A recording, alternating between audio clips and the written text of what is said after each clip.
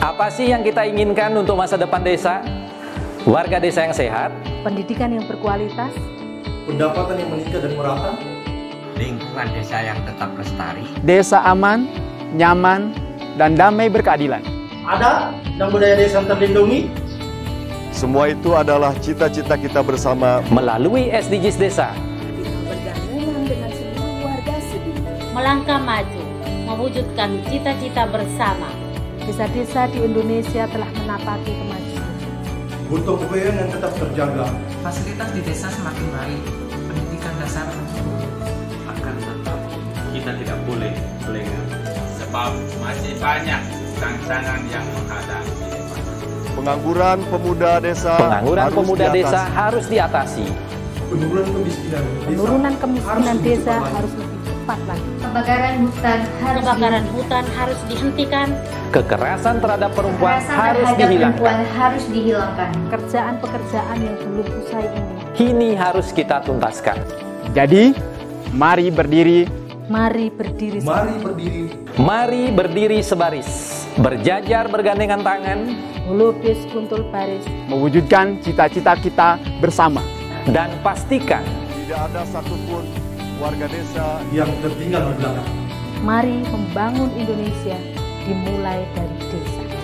18 tujuan untuk mewujudkan desa yang lebih baik.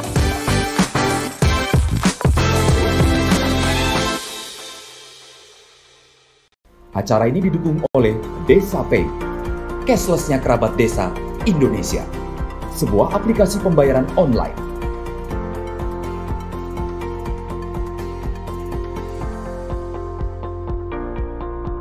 Di Desa Pay, kita akan mendapatkan update berita desa dari TV Desa.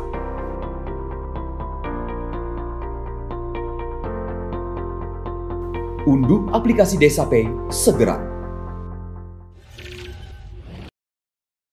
Salam ayah kerabat desa Indonesia, mari berdiri sebaris, selupus kontrol baris, salam SDGs Desa. Pagi ini kita akan mendengarkan cerita tentang kursus-kursus pendamping desa yang dilakukan oleh M. Arfandi. Keren banget ini, bikin kursus untuk pendamping. Ini pilihan dari Gus Ivan, jadi saya nggak tahu persis ini apa yang sudah dilakukan kursus oleh Arfandi, tapi nanti kita akan mendengarkan cerita langsungnya dari Bung Arfandi. Seperti biasa, sarapan SDGs Desa ini adalah awal pekan kita hari Senin, jadi hari Senin sampai Jumat pukul 6 sampai pukul 7, dan seperti biasa yang punya acara ini akan memberikan update informasi terkini dari Pusdatin. Jadi sebelum masuk ke tamu kita, maka akan ada informasi update dari Kapusdatin kita. Silakan Gus Ivan. Terima kasih Gus Koco. Jadi melanjutkan yang hari Jumat kemarin nih, beberapa hal yang baru sih, daily report itu untuk mencek evaluasi kualitatif, yang artinya evaluasi kinerja nantinya dari satu jenjang di atasnya untuk ke bawahnya ini sudah disiapkan. Jadi kalau kita lihat di dalam laporan harian misalnya, itu ada istilah skor JK, ya. Ini disingkat oleh tim teknis, jadi jam kerja ini. Jam kerjanya 100, nah evaluasi kinerjanya yang belum. Ini soal total skor nanti begini. Total skor itu adalah skor jam kerja, dan evaluasi kinerja itu maksudnya itu skor untuk evaluasi kinerja itu. Jadi nanti ada sedikit perubahan nama. Evaluasi kualitatif 30%, jam kerja 70%, kemudian evaluasi kinerja itu totalnya. Jika satu pendamping tidak diisikan evaluasi kualitatifnya oleh satu jenjang di atasnya, maka otomatis evaluasi kualitatif itu 100 ya. Jadi bukan 0 ini. Jadi ini tim teknis ini masih sedikit terbalik, ini gampang ini. Paling hari ini bisa selesai. Jika tidak ada yang mengisikan dari jenjang di atasnya, maka dia sama dengan 100. Tapi pihak yang tidak mengisi, misalnya kalau PD tidak mengisikan kepada PLD-nya begitu, maka PD yang akan dikurangi. Soal dikuranginya ini masih dibicarakan oleh Gus Halim ini. Berapa pengurangannya? Apakah justru di atasnya itu yang menjadi 0 atau dikurangi berapa? Gitu. Jadi intinya sebetulnya adalah supaya selalu ada komunikasi antar jenjang di atasnya dengan satu jenjang di bawahnya. Apakah sulit? Tidak. Karena perbandingan antara PLD, pendamping lokal desa, dan PD di kecamatan itu 1:1, 1:2. Nasional ya, tentu saja di daerah bisa berbeda-beda. Perbandingan antara PD dengan tenaga ahli kabupaten itu 1:5. Jadi satu tenaga ahli kabupaten ketika sudah dibagi wilayah, itu kira-kira akan menjadi supervisor atau sebetulnya mentor, kalau istilah Gus Halim lebih suka mentor bagi 5 PD di bawahnya itu. Jadi yang selalu mendukung layanan PD kepada kecamatan. Demikian juga dari provinsi ke TA kabupaten, mentoring ke TA kabupaten itu juga tidak banyak, bahkan cuma sekitar 3 rata-rata nasionalnya gitu. Kemudian dari nasional ke provinsi itu juga tidak banyak juga, cuma 1, 2 sampai 3 itu. Jadi artinya argumen dari Gus Halim supaya mentoring itu jalan ya, itu dilakukan dengan cara membagi pendamping menurut wilayah kerja, sehingga yang dilakukan seperti itu. Jadi nanti bentuknya seperti ini, cuma nanti ada beberapa tambahan. Tinggal satu hutangnya ini Gus Koco kepada Bu Devi Susanti soal foto itu supaya bisa ditambahkan. Karena itu inti selanjutnya adalah ketika sudah bisa dicek satu tingkat di atasnya, kemudian sudah ada foto dan dibedakan antara laporan ke lapangan dan yang bukan, berarti sudah siap menurut Inspektorat Jenderal gitu. Artinya sudah bisa digunakan juga oleh PPK untuk memastikan satu persatu pendamping itu siap untuk diberi honor gitu. Kiranya sih gunanya seperti itu. Kemudian kita tahu evaluasi kinerja nanti di bulan November itu digunakan sebagai basis apakah akan dikontrak lagi tahun depan atau tidak gitu. Begitu evaluasi kinerjanya sudah A dan B, berarti sudah lolos, jadi tetap bisa bekerja bekerja penuh sampai bulan Desember karena sudah ada kepastian kontrak tahun depan. Seperti itu Gus Koco. Kemudian yang ini saya kira banyak temuan-temuan baru dari minggu lalu, yaitu ketika kita mulai membicarakan mengenai mengenai bagaimana community journalism termasuk di antara pendamping, dan kemudian bagaimana inovasi-inovasi itu tidak hanya berkaitan dengan teknologi tapi juga berbagai inovasi sosial. Itu kemudian muncul banyak yang mengirim WA dan email gitu tentang yang sudah dilakukan di lapangan. Jadi bagus kita mengetahui di antara rekan-rekan kita ini yang lebih inovatif di antara kita, dan kita pasti akan bisa melakukan karena pendampingan itu tidak sesuatu yang selesai gitu, tapi sesuatu yang selalu bergerak ya. Saat ini kita melihat inovasi, tapi lain waktu kita yang lebih inovatif. Seperti itu, biasa itu dalam pendampingan.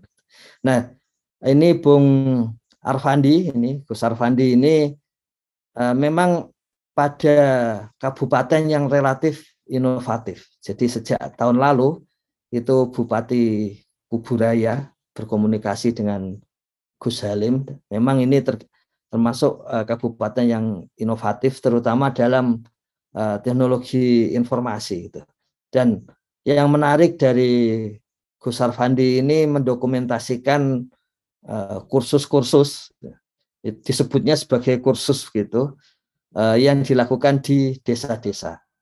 Nah, apa itu artinya kalau bukan seperti yang disampaikan oleh Menteri Desa bahwa pendampingan itu pada dasarnya adalah peningkatan kapasitas baik bagi pendamping maupun bagi masyarakat itu. Kalau di Kementerian Desa itu ada pusat untuk peningkatan kapasitas pendamping dan satu lagi di sampingnya itu pusat untuk peningkatan atau pelatihan masyarakat, peningkatan kapasitas masyarakat. Jadi itu yang ingin ditekankan oleh Gus Halim. Kalau yang urusan administrasi, kemudian urusan honor dan sebagainya itu istilah beliau biarlah itu diselesaikan Kementerian Desa.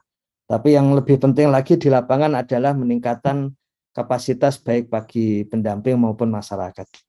Ini salah satu yang bisa kita pelajari nanti dari Gus Arfandi dan teman-temannya, karena kata beliau yang membuat RKTL, rencana kerja tindak lanjut itu Gus Arfandi, tapi yang mengisi itu sebetulnya berbagai tenaga ahli infrastruktur ya yang ada di Kuburaya.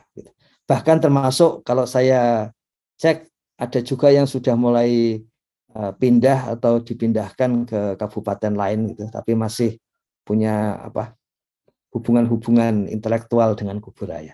Begitu Gus Koco, kerabat desa sekalian.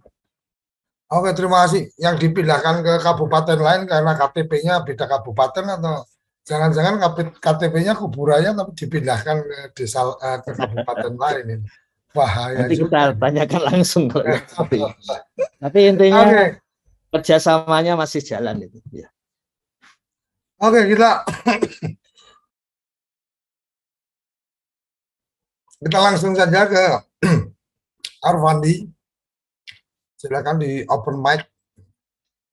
Silakan berbagi cerita ini, berbagi cerita tentang apa-apa yang sudah dikerjakan yang kemudian sempat menarik perhatian Gus Ivan untuk kemudian ini menjadi satu kursus pendampingan atau peningkatan kapasitas baik untuk masyarakat maupun untuk para teman-teman pendamping. Silakan Fandi. Oke, terima kasih Gus Pak Dekoco ya. Selamat pagi Pak Ivan, semuanya dan teman-teman tenaga seluruh Indonesia. Di ruangan mungkin ada yang mengaktifkan Zoom yang lain supaya di off-kan dulu nih, apa feedback. Oh gitu ya. Ya. Siap. Atau speakernya di speakernya di mute. Oke, silakan. Terima kasih sekali lagi. Maaf. Assalamualaikum warahmatullahi wabarakatuh. Selamat pagi Pak Dekoco, Gus Ivan, selaku Kapus Datin Kemendes PDTT, kemudian teman-teman tenaga pendamping profesional semuanya di seluruh Indonesia tanpa terkecuali. Saya mengucapkan terima kasih ini atas kesempatan dan supportnya udah ke kami agar mengisi dalam acara SDGs Desa pada hari ini. Jadi kemarin saya udah ada meng-share itu sedikit materi itu Gus, apa udah disampaikan ya Gus ya? Gus Pak D. Silakan. Oke. Iya, jadi ini saya ingin flashback dulu Gus. Inilah tugas yang mungkin ya dari 5 tahun ke belakang, mungkin teman-teman TPP pada lupa itu kan mungkin ada sedikit yang mau saya sampaikan ya. Jadi tujuannya setelah sarapan ini mungkin ya saya juga agak agak minder nih karena mungkin teman-teman yang lain ilmunya mungkin bisa di atas saya ini kan. Jadi sedikit aja ini rangkuman dari saya. Jadi setelah sarapan ini teman-teman buat TPP seluruh Indonesia bisa dapat menjelaskan dan mempraktikkan peran-peran pendamping desa dalam asistensi, advokasi, pengorganisasian, fasilitasi, dan mediasi di pemerintahan desa itu. Kemudian selanjutnya, jadi saya juga sebelumnya mengucapkan terima kasih Pak D kepada tim TAPM Kabupaten Kuburaya tanpa terkecuali maupun yang sudah relokasi ataupun yang masih berada di Kuburaya. Saya mengucapkan terima kasih atas support yang selama ini telah disampaikan, seperti Pak Wiryo, Bang Junaidi, kemudian TAPM yang yang saat ini masih menjabat di sini. Jadi kita kembali lagi ke peran utamanya ini, Gus. Jadi flashbacknya itu kita tuh sebagai tenaga pendamping profesional itu merupakan sebagai fasilitator juga. Jadi kenapa sebagai fasilitator? Jadi kita tenaga pendamping itu harus membantu suatu masyarakat untuk menuju dalam proses kesadaran untuk mencapai keberhasilan itu sendiri, supaya eksistensi dari kelompok masyarakat itu tetap terjaga walaupun prosesnya itu dinamis, karena untuk untuk menuju ke perubahan itu memang perlu dinamisnya. Kemudian juga sebagai mediator. Jadi mediator di sini yaitu membantu para pihak, Gus, baik pemerintah desa, masyarakat desa dalam proses perundingan untuk mencari kemungkinan-kemungkinan dalam penyelesaian masalah atau sengketa tanpa menggunakan cara atau memutuskan atau memaksakan sebuah penyelesaian. Jadi di sini peran kita sebagai mediator supaya tidak terjadi suatu miskomunikasi lah ataupun gejolak-gejolak. Ya kita tahu kalau di politik desa itu kan agak memanas kalau misalkan ada sedikit aja keterbukaan informasi yang tidak disampaikan oleh pihak pemerintah desa, itu udah ributnya kemana-mana, bahkan sampai ke kabupaten, bahkan sampai provinsi. Kemudian juga kita TPP ini juga harus sebagai pembimbing. Ya, pembimbing di sini saya rangkum itu membantu juga dalam memutuskan atau menetapkan tindakan. Kemudian juga harus memberikan banyak informasi kepada masyarakat agar masyarakat itu memiliki pengetahuan yang memadai untuk dapat memilih atau menetapkan suatu tindakan yang dapat menyelesaikan masalah mereka itu. Kemudian ini agak sedikit sebagai advokat. Kenapa saya bilang sebagai advokat? Yaitu ya dapat membantu juga di dalam sebuah lingkungan masyarakat di desa untuk mempengaruhi, Gus, mempengaruhi keputusan suatu kebijakan hukum atau yang membela kepentingan masyarakat itu sendiri. Kemudian, ini di sini peran kami juga sebagai pelatih. Juga kami TPP juga harus mampu menjadi pelatih bagi kelompok masyarakat sebagai upaya untuk meningkatkan pengetahuan dan keterampilan serta agar di dalam masyarakat itu berubah sikapnya dari yang biasa aja menjadi yang agak lebih baik ataupun bisa jadi yang lebih baik lagi. Kemudian ini lagi enabler, yaitu fungsi utamanya adalah untuk mendorong masyarakat supaya mengenali masalah atau kebutuhannya, berikut juga dengan potensinya. Karena dalam masyarakat di desa itu pasti banyak permasalahannya. Dengan memanfaatkan permasalahan itulah kita dapat menemukan potensi yang bisa kita jadikan sebagai jalan keluar di dalam suatu lingkungan masyarakat itu. Kemudian yang terakhir ini juga ini TPP ya bisa juga di peran utamanya sebagai konsultan.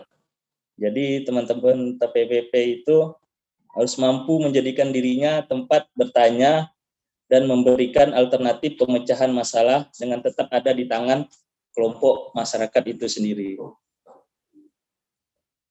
Kemudian, nah ini sedikit agak masuk ke dalam lagi. Ini di dalam unsur, ada 5 unsur dalam pembangunan di pemerintahan kita pada saat ini, yaitu ini memang agak, kata orang desanya katanya itu pentahelik, Pak D.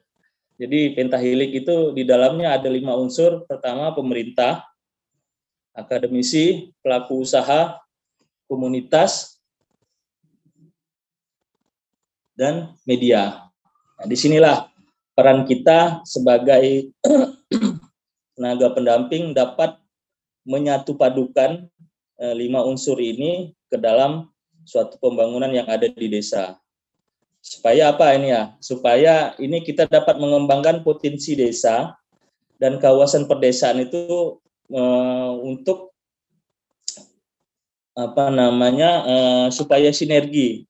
Jadi dalam 5 unsur ini harus bisa bersinergi. Jadi multi pihak di mana unsur-unsur kelima tersebut dapat menjadi media bersatu padunya dalam mengembangkan potensi lokal desa dan kawasan pedesaan itu sendiri.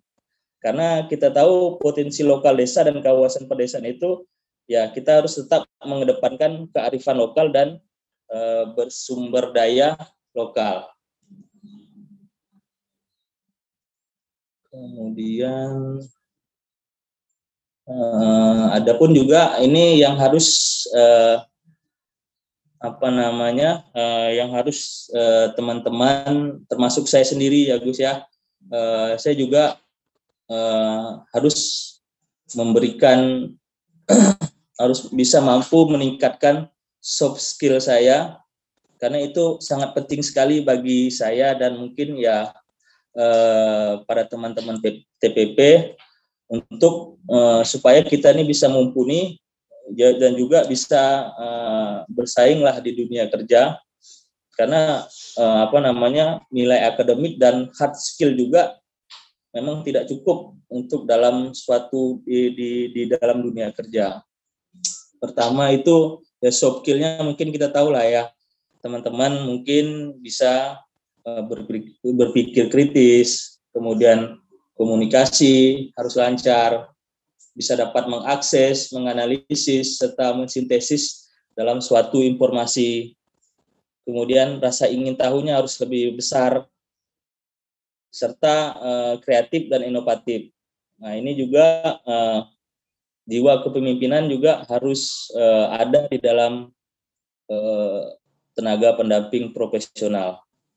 Nah, kemudian mudah beradaptasi pada lingkungan kerja ataupun lingkungan baru, bisa dapat bekerja sama dan berkolaborasi antar pihak, baik itu pemerintah daerah ataupun pemerintah provinsi. Kemudian public speaking ini Gus, kadang ya juga teman-teman saya juga termasuk yang agak public speakingnya masih belum masih belum dapat ditingkatkan karena ya mungkin belum banyak berlatih juga. Kemudian manajemen waktu juga dan networking juga harus teman-teman TPP itu harus ya ditingkatkan lah. Ini soft skill yang harus teman-teman ya termasuk saya juga yang harus saya tingkatkan. Kemudian juga ini hard skill-nya juga, karena untuk suatu kemampuan yang bisa dipelajari serta ditingkatkan itu melalui latihan, pengulangan, dan pendidikan. Jadi kalau di sini hard skill-nya saya ngambil seperti copywriting dan untuk meningkatkan literasi digital saya, itulah hard skill yang yang saya harus tingkatkan.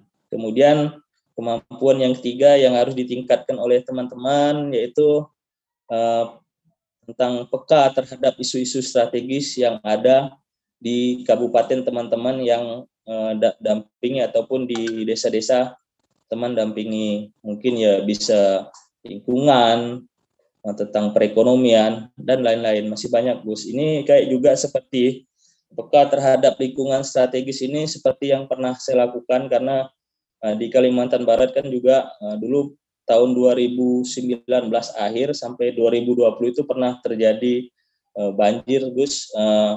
Itu apa namanya, bisa dikatakan 13 kabupaten kota yang ada di Kalbar itu rata-rata terjadi banjir. Dan juga saya ini juga menyampaikan duka cita bahwa ini teman-teman kita yang ada di daerah Kapuas Hulu sama di Kalteng kan juga sedang mengalami musibah kebanjiran ini Gus.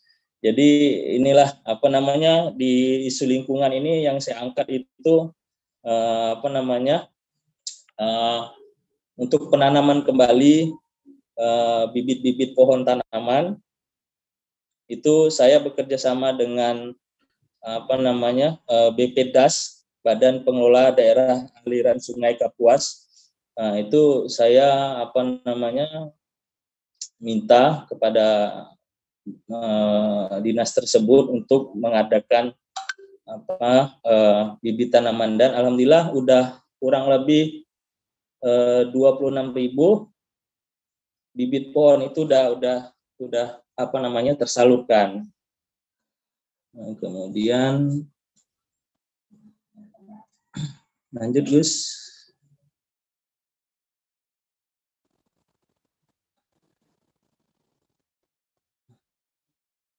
Nah ini juga selanjutnya, dalam pendampingan juga peran dunia digital itu sangat dibutuhkan oleh tenaga pendamping. Kenapa? Mengingat wilayah administratif di Indonesia terutama kan berpulau, jaraknya jauh, belum lagi kondisi jalannya yang hancur begitu kan. Ya peran dunia digital itu sangat penting sekali. Juga untuk kemajuan masyarakat. Jadi di desa juga itu kalau kita dulu kalau yang udah berumah tangga, mungkin kalau habis bangun tidur, mungkin kita istri ataupun anak yang kita sayang gitu kan. Karena saat ini di dunia saat ini, pagi-pagi bangun tidur itu bukan lagi orang yang disayang yang dipeluk ataupun ini. Sekarang pagi-pagi bangun tidur udah pegang HP gitu kan.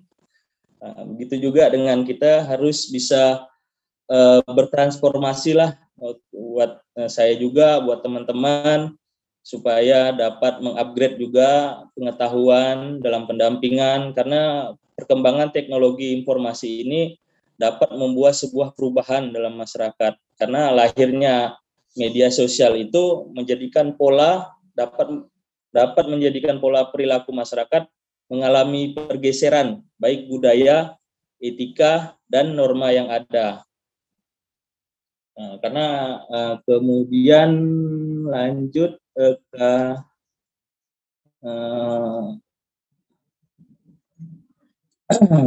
yang udah pernah saya lakukan dan teman-teman Kabupaten Kuburaya TPP-nya lakukan, yaitu pertama ini pemberdayaan dalam pemberdayaan pemuda dalam bidang citizen jurnalisme dan website blog. Itu saya bersama teman-teman kami di Kuburaya dan juga teman dari salah satu harian surat kabar di Kalbar, itu melakukan suatu pelatihan. Itu 9 kecamatan yang ada di Kabupaten Kuburaya itu pemuda-pemudanya melakukan suatu semacam kursus yang dibimbing langsung sama wartawan senior dari salah satu harian tersebut. Kemudian ini peran TA ini yang kedua, kegiatan yang udah dilakukan tim TPP di Kuburaya, yaitu kursus teknik sipil Gus untuk masyarakat perdesaan di Kabupaten Kuburaya. Kemungkinan kalau Pak Wiryo dan Bang Urai sudah masuk, mungkin bisa menjelaskan lebih dalam kegiatan-kegiatan khusus teknik sipilnya. Ini mungkin kalau misal sudah ada ya Bang? Sudah masuk Pak Wiryo? Nah, kemudian yang ketiga itu workshop FGD antara pemerintah desa, pelaku pendampingan desa, dan jaringan CSO. Ini saya bekerja sama dengan Jari Borneo. Jari Borneo itu dalam rangka kemarin kalau nggak salah itu dalam rangka keterbukaan informasi kalau nggak salah. Kemudian sama potensi desa.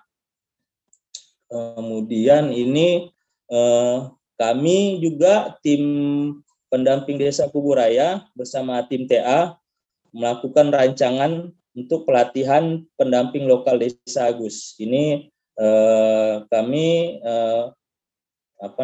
melakukan peningkatan kapasitas bagi teman-teman yang ada di pendamping lokal desa. Kemudian ini juga saya sudah melakukan keterlibatan perempuan dan upaya dalam perubahan sosial. Itu saya bekerja sama dengan pihak PEKA, yaitu dari Akademi Paradikta itu ke perempuan kepala keluarga. Itu sudah juga pernah saya lakukan bersama Kak Mahdalena kalau nggak salah itu namanya. Kemudian juga teman-teman TPP di sini juga pernah melakukan percepatan dalam menyusun strategi untuk perubahan percepatan Perdes tentang APBDes. Itu juga pernah sama tim-tim dari tenaga ahli di Kabupaten Kuburaya. Kemudian juga pernah melakukan musdes dalam rangka menghasilkan perdes tentang pendapatan asli desa di Desa Dabong. Itu jadi potensi di Desa Dabong itu banyak sekali, Gus. Itu pernah jadi stehernya ataupun tempat berlabuhnya para kapal gitu kan. Itu kita anukanlah buat suatu peraturan supaya perdes itu bisa terwujud. Kemudian ini bursa inovasi, kemudian juga melakukan sosialisasi dan orientasi program P2KTD, yaitu program inovasi desa di Kuburaya ini pada tahun 2018. Kemudian juga ada kegiatan khusus tentang diseminasi sistemik review dan problematika pengawasan dana desa tahun 2017 dan pengaruhnya terhadap pelayanan publik di desa di Provinsi Kalimantan Barat. Ini pada saat ini Komisi Informasi Publik Komisi Informasi pernah KIP kemarin. Ini sedikit musrembang kecamatan untuk pembangunan Kuburaya. Kemudian ini yang tadi saya sampaikan peka terhadap lingkungan ini. Jadi saya melakukan penyerahan bantuan bibit tanaman kepada masyarakat Kabupaten Kuburaya itu yang udah saya salurkan kurang lebih 26.000, dan itu juga kemudian direspon dengan kegiatan Bupati, baik Bupati maupun Wakil Bupati Kuburaya untuk menggerakkan pemanfaatan lahan kosong untuk supaya ditanam dengan bibit-bibit tanaman supaya karena dulu kami di Kuburaya khususnya di Kalimantan Barat ini sering terjadi kebakaran hutan dan lahan. Jadi karena itu kebakaran hutan lahan dan itu ternyata penyebabnya satu, lahannya itu tidak pernah digunakan. Nah, makanya dari itu saya berpikir supaya bagaimana lahan ini supaya tidak terbakar ya, ada teman-teman dari kecamatan lain juga termasuk salah satu tim pendamping lokal desa juga kita di sana adalah kita tanam dengan tanaman yang produktif supaya lahan ini juga tidak terjadi kebakaran terus setiap tahunnya. Kemudian banjir juga. Ini saya melakukan penulisan lah artikel pribadi.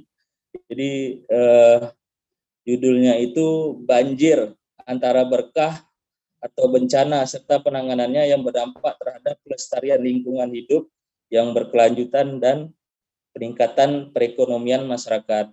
Dan juga ini juga sudah direspon sama pihak pemerintah Kabupaten Kuburaya karena ternyata penyebab banjir juga penyebabnya salah satu saluran yang mampet ataupun baik parit, juga saluran tersier, sekunder maupun primer itu tertutup oleh rumput tebal gitu, dan akhirnya pemerintah Kabupaten Kuburaya juga langsung respon, sudah menurunkan tim untuk melakukan membersihkan lahan-lahan tersebut supaya lahan tersebut bisa dialiri air, karena juga termasuk aliran air itu juga bisa dimanfaatkan apabila lahan tersebut terjadi kebakaran. Jadi makanya kemarin pada saat terjadi kebakaran hutan dan lahan kemarin, air pada saat di sini nih agak susah dicari. Mungkin itu salah satu penyebabnya. Kemudian ini yang terakhir kami lakukan dengan Bang Urai, yaitu melakukan pelatihan mandiri tentang kader teknik desa di Kecamatan Terentang, Kabupaten Kuburaya dengan inisiatif biayanya itu mandiri per desa, Agus. Mungkin nanti ini bisa disampaikan oleh Bang Urai sendiri karena mungkin masih ada waktu mungkin ya. Mungkin ini yang slide terakhir, bisa Gus. Nah, ini untuk dokumentasi. Yang pertama itu pernah kami lakukan tim TPP Kabupaten Kuburaya ini pelatihan untuk perangkat desanya, itu dulu namanya Kasih Ekbang, pernah ikut juga. Yang keduanya itu antara saya dan pihak Jari Borneo Kalbar pernah melakukan semacam menggali potensi lah tentang di desa di Kuburaya khususnya. Kemudian itu kegiatan dokumentasi pada saat peningkatan kapasitas lokal pendamping lokal desa, itu masih ada TA kami dulu yang Bang Junaidi. Nah, kemudian yang itu bekerja sama dengan Serikat Pekah atau Akademi Paradikta Perempuan Kepala Keluarga itu. Nah, itu kegiatannya. Kemudian lanjut. Nah, ini juga melakukan sosialisasi terhadap orientasi P2KTD, program PID di Kabupaten Kuburaya. Kemudian ini saya melakukan penyerahan bantuan kepada salah satu perwakilan masyarakat di Kabupaten Kuburaya. Ini juga langsung direspon dalam saat kegiatan musrembang kecamatan di Kecamatan Terentang. Bupati, Wakil Bupati dan Ketua DPRD-nya langsung ya bisa dibilang respon lah terhadap kegiatan-kegiatan pendampingannya. Nah, ini yang terakhir. Ini terakhir yang kami lakukan sebelum masuk ke ini pelatihan kader teknis desa, Gus, bersama tim TA yang baru, tim TA infrastruktur Bang Urai. Ini kami melakukan pelatihan terhadap seluruh perangkat desa yang ada di Kecamatan Terentang. Kemudian mungkin sampai di situ, Gus. Pak De, penyampaian dari saya mungkin bisa ke depannya untuk materi, kalau misalnya bisa diberi kesempatan Bang Urai sama Pak Wiryonya bisa melakukan sedikit memberikan arahan lah buat teman-teman pendamping desa yang ada di seluruh Indonesia. Terima kasih Gus. Assalamualaikum warahmatullahi wabarakatuh. Terima kasih. Waalaikumsalam. Nanti ada catatan saya tadi di beberapa yang dikerjakan, menyangkut ada mediator, ada pembimbing, dan seterusnya. Ada dua istilah yang menurut saya agak mengganggu, yaitu ketika berperan sebagai advokat dan sebagai konsultan. Ini mestinya kalau advokat itu udah profesi untuk bisa menjadi pengacara. Jadi mungkin perannya lebih sebagai peran mediator atau paralegal mungkin masuk kalau bicara hukum. Nah, kalau konsultan ini sudah profesi juga. Jadi ini mungkin sebagai pembimbing atau di bagian nomor 3 disebutkan sebagai pembimbing ya pembimbing itu ya konsultan itu tadi, artinya tempat bertanya dan seterusnya. Tapi by the way itu adalah bagian-bagian yang mungkin kita mesti pahami bahwa ada tugas-tugas yang batasan mana bisa kita kerjakan, batasan mana yang memang tidak bisa atau bukan menjadi bagian tugasnya. Karena kalau sampai ke advokasi dalam konteks kemudian beracara itu pasti bukan bagian dari tugas dari para pendamping. Karena waktu kita terbatas, mungkin kita langsung mengundang Bang Urai, dan nanti juga ada Mas Wiryo yang bisa memberikan tambahan informasinya. Silakan Bang Urai.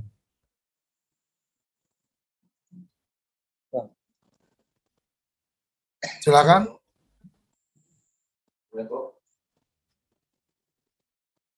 Halo? Bisa Bang? Atau di sini aja Bang? Tukaran Bang? Halo, udah bisa langsung dari situ dibuka aja audionya. Unmute. Halo Keko. Ya, silakan. Assalamualaikum warahmatullahi wabarakatuh. Ya. Selamat pagi Gus. Silakan, ada yang ingin ditambahkan? Per tanggal 1 Juli, saya itu dipindahkan dari Kabupaten Sekadau ke Kabupaten Kuburaya.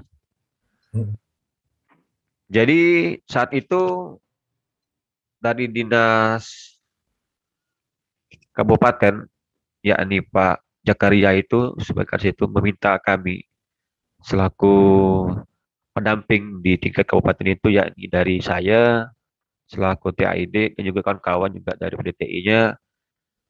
Beliau itu meminta adanya standarisasi pembangunan infrastruktur di kabupaten, sehingga dapat diterapkan itu di semua desa. Jadi selama 3 bulan itu kami membuat sebuah buku panduan, di mana itu kami melakukan dulu yang namanya sistem penjajakan. Apa menjadi itu masalah-masalah yang ada di desa, kemudian juga apa yang menjadi konstruksinya. Sehingga kami selama 3 bulan itu membuat buku panduan, didapatlah itu sebuah master itu RAB yang kita buatkan itu, yakni pekerjaan rambut beton, kemudian juga ada jalan timbunan dan sebagainya, sehingga dengan pola itu kita dapat memudahkan kepada desa itu membuat dan merencanakan sendiri apa-apa menjadi tujuan mereka yang mau dibangun. Artinya itu sistem yang pembangunan yang sederhana, Gus. Sehingga desa itu kita berikan ruang, kita latih, dan dia juga bisa berbuat untuk membangun desanya. Akhirnya kami juga berembuk dengan Dinas PMD, sehingga terbitlah itu perbubnya nomor 88 tahun 2020 itu tentang kerja teknis. Setelah itu kami juga melakukan juga advokasi kepada Dinas Inspektorat bahwa kita juga semacam advokasi, yakni kita utarakan hasil yang selama 3 bulan ini kita buatkan, dan juga mereka setujui, Gus. Recording in progress. Recording stopped. Halo? Ya, silakan. Lalu setelah itu kita buatkanlah agenda untuk peningkatan setelah buku panduan itu tentang infrastruktur telah jadi dan juga materi udah siap, sehingga kita membuatkan jadwal. Saya juga minta tolong dengan kawan itu BDTI, kita rembuk gimana nih harus kita tuangkan ilmu yang kita tuangkan ini kepada desa. Akhirnya muncullah ide itu untuk melakukan namanya pelatihan teknis secara mandiri, Gus. Sehingga saya membagi itu menjadikan beberapa klaster pada desa, sehingga muncullah setiap kecamatan itu membuat pelatihan selama 3 hari, Gus. Hari pertama itu kita adanya teori tentang analisa, kemudian juga ada tentang menggambar manual, kemudian juga hari yang keduanya kita juga ada namanya praktek survei lapangan.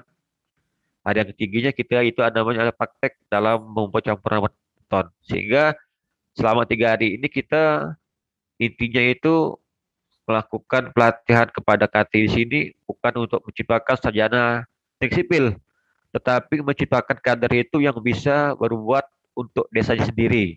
Artinya mereka itu di sini mempunyai rasa tanggung jawab, mempunyai rasa memiliki, sehingga dapat berbuat untuk desa.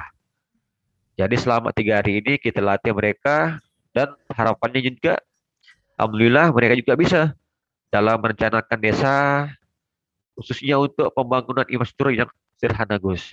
Sehingga dapat membantu desa itulah penyusunan RKPDes dan APBDes. Nah, itu. Sekarang di sini kita tinggal lagi 3 lagi kecamatan yang belum melakukan itu karena juga terkait COVID dan juga ada kendala dengan sibuknya di kabupaten. Saya pikir ini, Gus. Oke. Secara singkat. Oke, Mas Wiryo, silakan kalau ada yang ingin ditambahkan. Bisa open mic.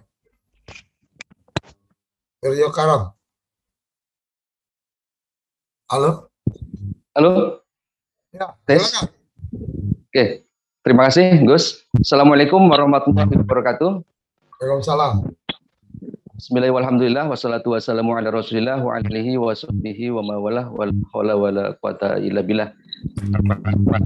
Salam sejahtera untuk semuanya.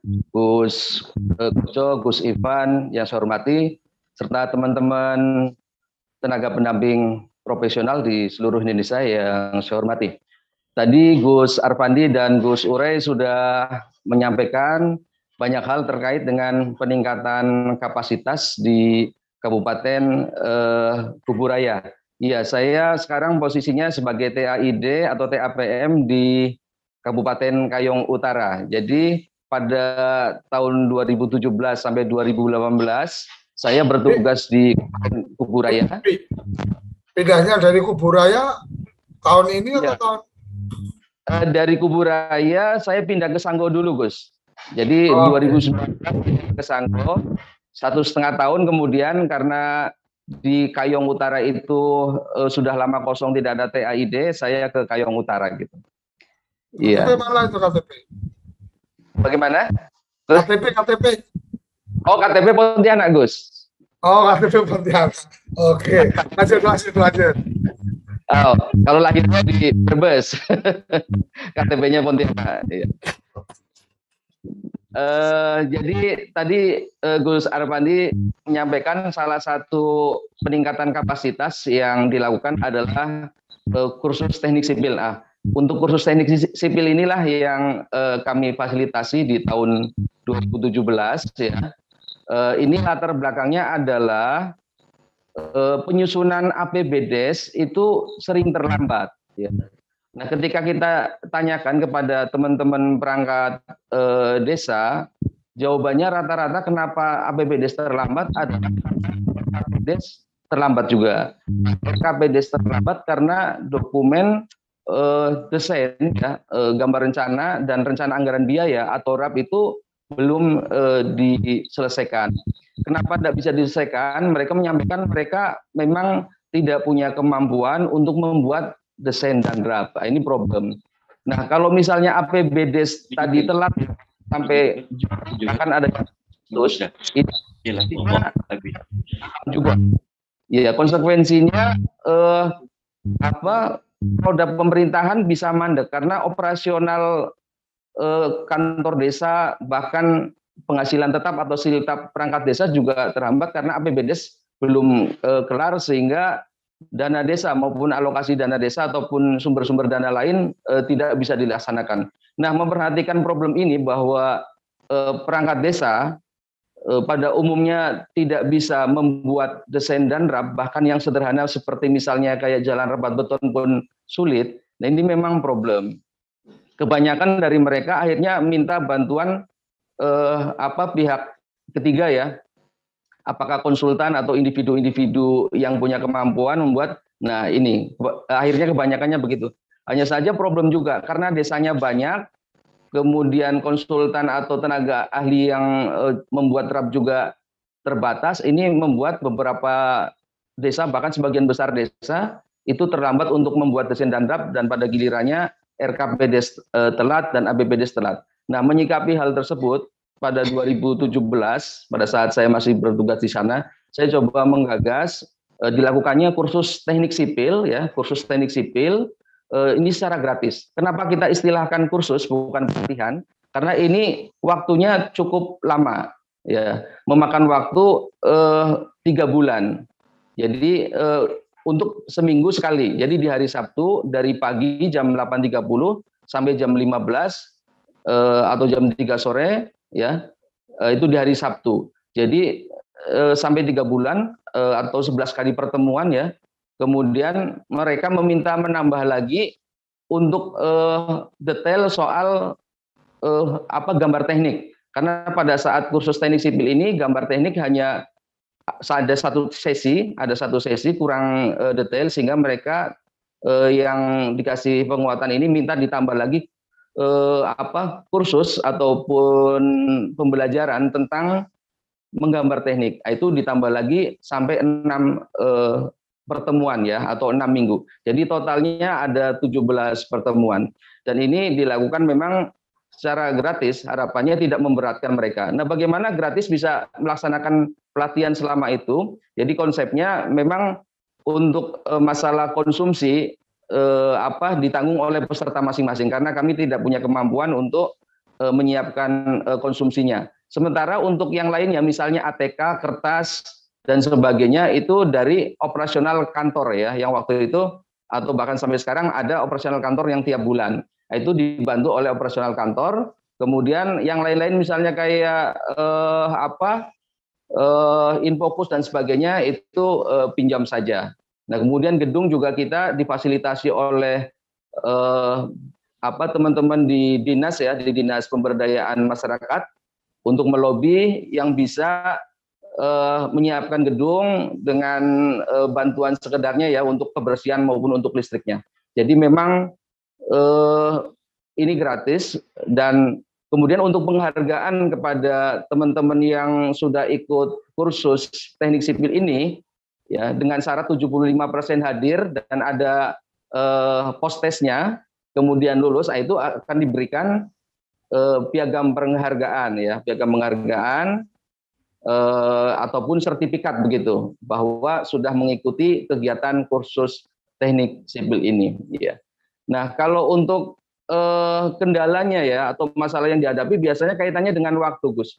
Karena Sabtu biasanya teman-teman di perangkat desa yang akan menjadi kader dalam bidang teknik ini ya, itu biasanya ada kegiatan keluarga dan sebagainya, sehingga ini kadang-kadang juga sedikit kendala ya, karena ketika ada yang dari sekian kali pertemuan ada yang tidak hadir, informasinya terputus. Jadi harapannya output yang ingin dicapai dari kegiatan kursus teknik sipil adalah teman-teman perangkat desa ataupun kader teknik ini bisa membuat desain atau gambar rencana dan RAP, rencana anggaran biaya sendiri ya. Jadi tidak perlu harus bantuan konsultan maupun tenaga teknik ya untuk membuat RAP. Ya, memang bertahap dari desain dan RAP yang sederhana seperti jalan rapat beton, box culvert, timbunan dan sebagainya yang sederhana. Jadi bertahap. Dan alhamdulillah teman-teman di Kubu Raya, Gus Ure, Gus Arfandi dan yang lain-lain bisa mengelaborasi, mengembangkan dari kursus teknik sipil yang sudah kami coba gagas sehingga bisa berkembang penguatan kapasitas di Kabupaten Kubu Raya. Saya kira itu aja, Gus.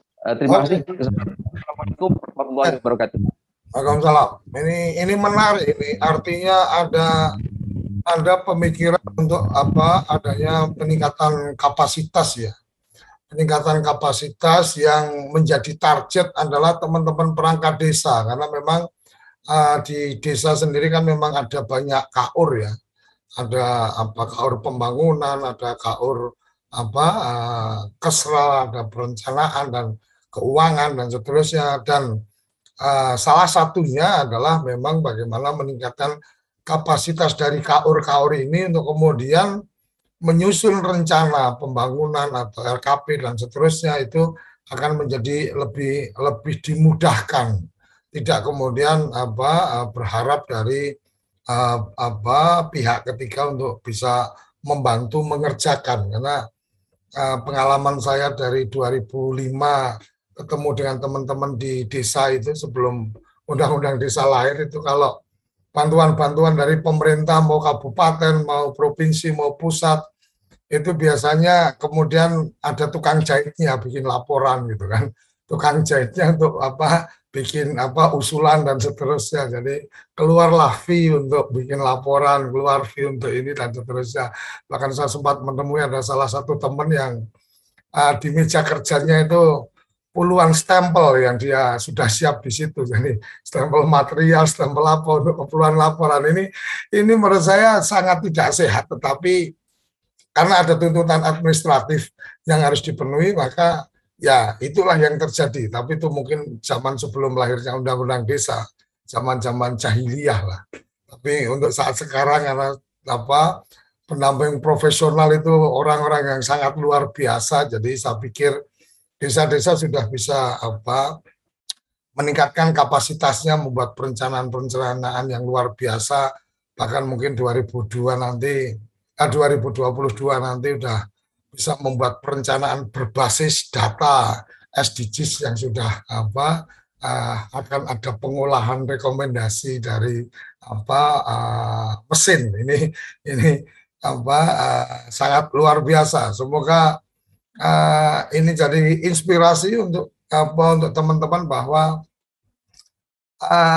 TPP atau tenaga pendamping profesional itu bukan hanya sekedar menunggu perintah untuk mengerjakan apa, tapi inovasi-inovasi untuk menjawab permasalahan yang ada di desa itu yang menjadi lebih diutamakan. Silakan Gus Ivan, nggak berasa ini sudah sampai di penghujung waktu kita karena durasi kita cuma 60 menit, jadi masih ada sisa waktu untuk closing statement dan memberikan catatan dari apa-apa yang sudah disampaikan dari teman-teman pendamping profesional. Silakan Gus.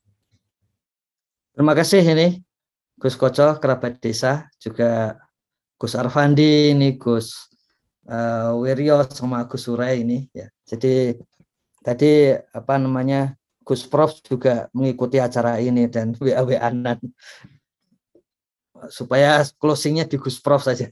Oh siap. Ya, tapi yang menarik begini, memang beberapa hal waktu email-emailan dengan Gus Arfandi itu menyampaikan berbagai hal yang sudah dilakukan, kemudian di salah satu email kami sampaikan terus refleksinya bagaimana.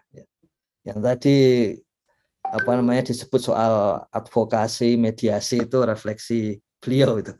Karena ketika kami menggunakannya untuk menyusun rancangan pelatihan yang lebih luas itu penting bagi pendamping sendiri untuk merefleksikan setelah apa yang sudah dilakukan itu. Kemudian yang kedua, salah satu yang mungkin bisa dikerjakan bersama-sama kementerian ya antara lain kalau perlu ada piagam bareng kementerian ya bareng kementerian nggak masalah gitu ya. Jadi mungkin enak untuk Gus Wiryo dan teman-teman Gus Arfandi kalau sudah melakukan pelatihan dan kemudian kursus apalagi ya, itu ya kita sama-sama memberikan penghargaan kepada masyarakat. Memang yang menarik itu adalah bahwa akhirnya pelatihan bisa dijalankan bersama-sama masyarakat dan bisa terstruktur. Jadi penting seperti yang dilakukan oleh Gus Arfandi untuk mendokumentasikan seluruhnya. Bahkan kalau bisa memang sampai ke materinya gitu. Jadi di dalam blog itu kan ada bisa dituliskan lampiran-lampirannya gitu. Sehingga mungkin lebih banyak berguna bagi masyarakat. Tentu saja dengan copyright sesuai dengan yang dilakukan oleh tenaga pendamping masing-masing. Kalau memang dilakukan Gus Arfandi, copyright-nya di Gus Arfandi, Gus Urai di Gus Urai, Gus Wiryo di Gus Wiryo, seperti itu. Tapi Kementerian Desa bisa akan mendukung kegiatan-kegiatan kreatif dan inovatif desa seperti ini. Begitu Gus Koco dan kerabat desa sekalian. Oh, saya Prof. Yayan.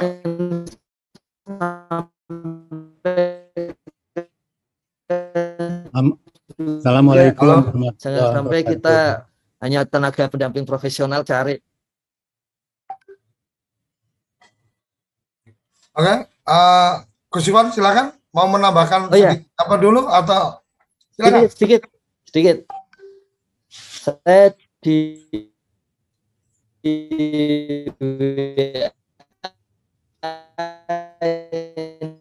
ini dari Peloso Kudus SDGs desa terus ini.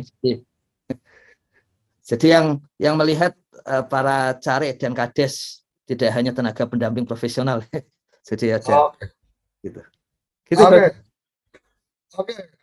Acara ini memang kita harapkan tidak hanya forum curhat atau forum bicara di ruang kosong, artinya hanya disampaikan oleh pendamping, diterima oleh pendamping, tetapi ini menjadi bisa tersebar luas ke teman-teman kepala desa dan perangkat desa dan juga penggiat-penggiat desa yang lain. Oke, closing, Prof. Yayan silakan. Assalamualaikum warahmatullahi wabarakatuh. Terima kasih Pak Ivan dan Pak Koco. Bapak Ibu sekalian, saya bisa bergabung pagi ini. Senang sekali Pak Arfandi, Pak Urai dan Pak Wiryo tadi ya, apa yang sudah disampaikan. Karena dalam pemikiran saya, Indonesia itu tidak bisa hanya membuat satu model. Model nasional itu nggak bisa. Indonesia itu banyak ragamnya, jadi kalau model pelatihan sebagai contoh ya tidak cukup satu gitu, harus berbagai macam. Saya terima kasih Pak Arfandi, Pak Urai dan Gus Ipan. Saya diminta oleh kementerian pertengahan bulan ini ada pensi SKKNI tenaga pendamping nasional. Jadi ongoing proses ya, para pendamping akan menjadi tenaga pendamping profesional dan sudah ada keputusan Menteri Tenaga Kerja, keputusan atau apa ya saya lupa ya, SK-nya barangkali, tentang standar kompetensi kerja tenaga pendamping profesional SKKNI TPP. Ya. Pertengahan bulan ini akan ada konvensinya. Saya tidak tahu di antara Bapak Ibu itu diundang apa tidak, saya tidak tahu. Tapi itu satu proses yang sedang akan dilakukan ya. Masih merumuskan tentang standar kompetensi kerja menjadi tenaga profesional. Satu. Yang kedua, memang di Indonesia itu banyak sekali persoalannya. Capacity building itu luar biasa. Baru saja saya survei di beberapa desa. Capacity perangkat desa itu memang masih banyak harus dilakukan. Ya, seperti tadi ya, Pak Urai, Pak Arfandi, pelatihan-pelatihan itu. Persoalannya apakah mereka itu mau jadi seorang generalis apa seorang spesialis, kan gitu repotnya di situ. Karena tidak mungkin menjadi seorang spesialis ya. Ya, maka ada konsep yang disebut dengan literasi ya. literasi teknik sipil, literasi macam-macam tadi itu. Termasuk Gus Koco yang disebut Pak Arpandi tadi advokasi itu ya, memang bukan legal advocacy ya, bukan ke situ ya. Ya sebetulnya konsep dasarnya bimbingan tadi itu ya, pembimbingan yang di dalamnya ada berbagai macam.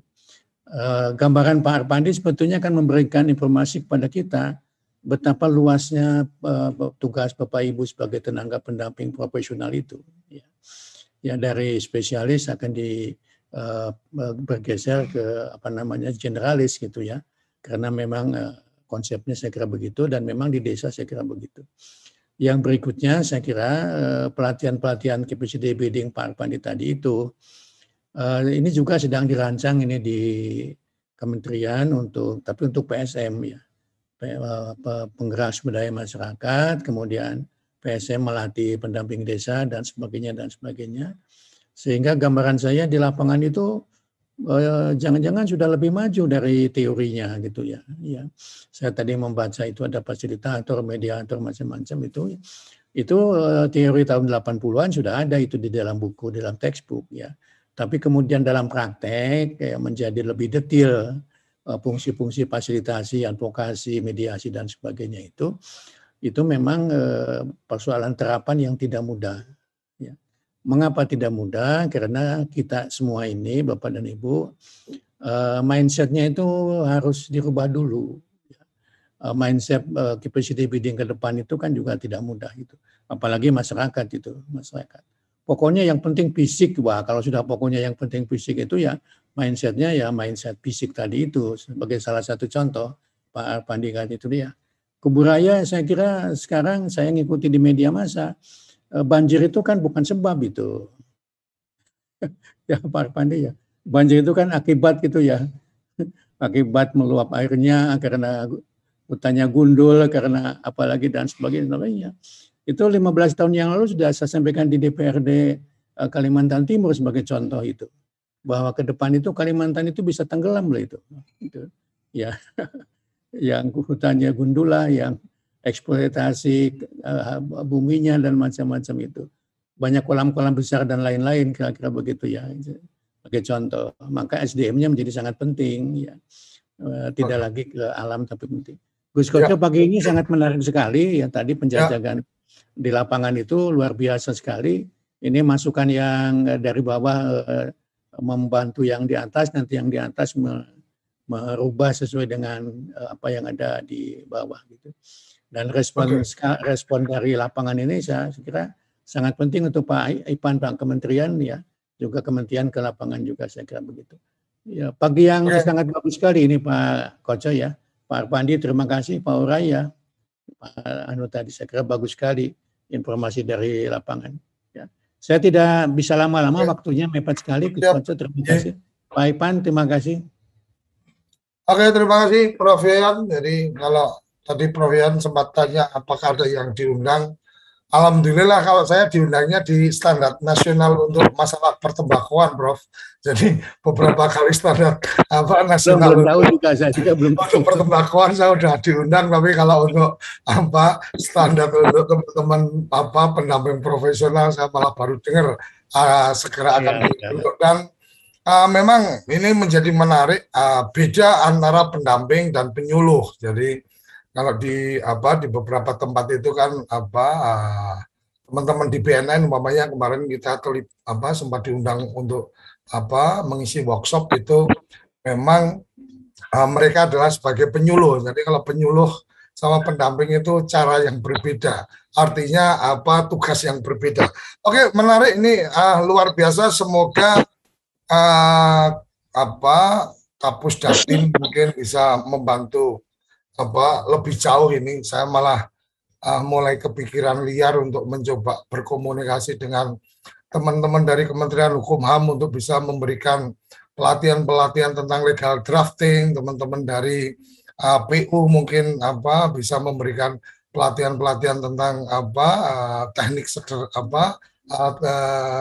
pelatihan-pelatihan konstruksi sederhana pedesaan, karena mereka sebenarnya juga punya bagian-bagian yang membidangi itu. Jadi semoga dengan adanya forum seperti ini semakin luas kita bisa berkolaborasi dengan para pihak. Dan yang menarik tadi dari Prof. Yoyon yang saya tangkap adalah juga dari Gus Ivan, bahwa semoga sarapan SDGs ini tidak cuma TPP saja yang mengikuti, tapi juga teman-teman aparatur desa dan juga teman-teman dari supra desa yang lainnya.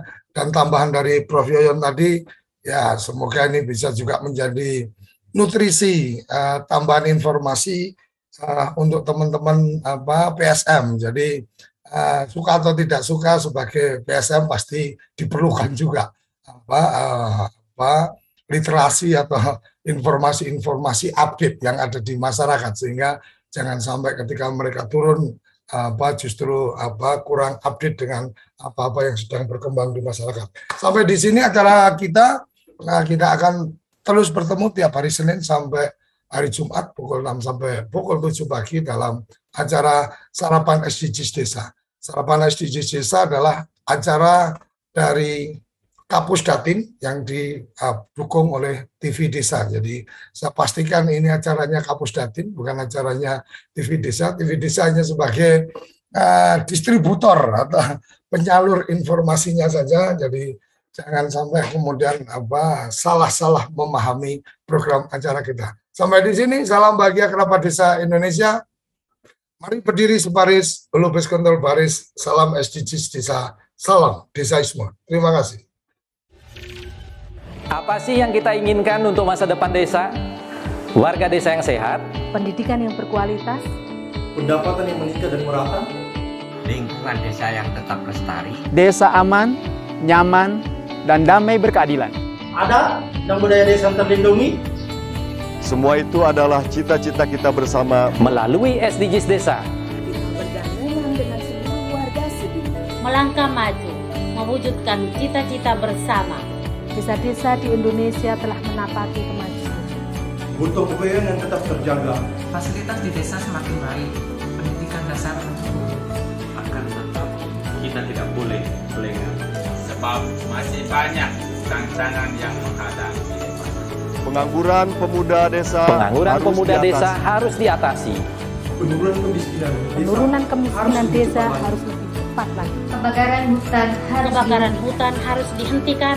Kekerasan terhadap perempuan harus dihilangkan. Pekerjaan-pekerjaan yang belum usai ini harus kita tuntaskan. Jadi, mari berdiri. Mari berdiri. Mari berdiri sebaris. Berjajar bergandengan tangan. Melukis kuntul baris. Mewujudkan cita-cita kita bersama. Dan pastikan tidak ada satupun warga desa yang tertinggal di belakang. Mari membangun Indonesia dimulai dari desa. 18 tujuan untuk mewujudkan desa yang lebih baik.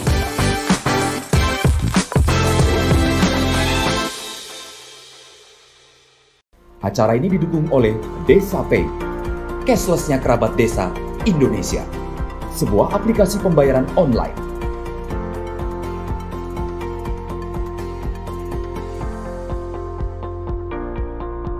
Di Desa Pay, kita akan mendapatkan update berita desa dari TV Desa.